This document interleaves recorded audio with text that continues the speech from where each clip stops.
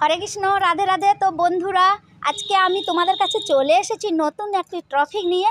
তা হচ্ছে কি বলতো, হচ্ছে কুম্ভ মেলা।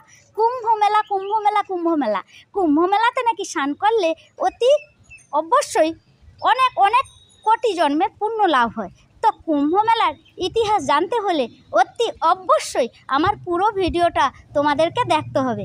তো ভিডিওটা দেখতে কিন্তু ভুল করবে না। তো চলো বেশি দেরি না করে এখন কুম্ভ মেলার ইতিহাস তোমাদের কাছে তুলে ধরছি। তো কুম্ভ মেলা হলো ভারতবর্ষের একটি ঐতিহ্যবাহী ধর্মীয় উৎসব, যা প্রতি 4 বছর অন্তর অন্তর 4টি বিভিন্ন স্থানে অনুষ্ঠিত হয়। এই 4টি স্থান হলো নাসিক, উজ্জয়িনী, প্রয়াগ ও হরিদ্বার।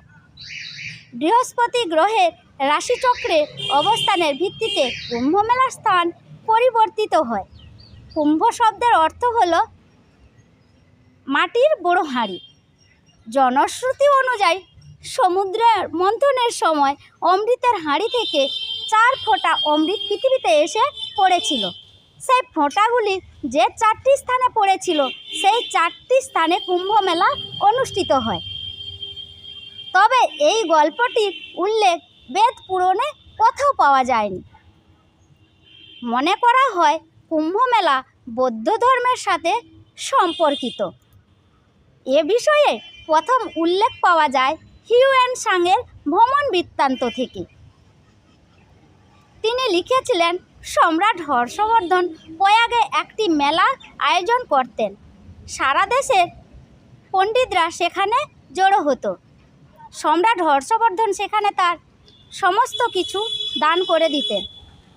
তবে আনুমানিককালে কুম্ভ মেলার উল্লেখ প্রথম পাওয়া গেছে হর্ষবর্ধনের হিউয়েন সাংয়ের ইতিহাস থেকে।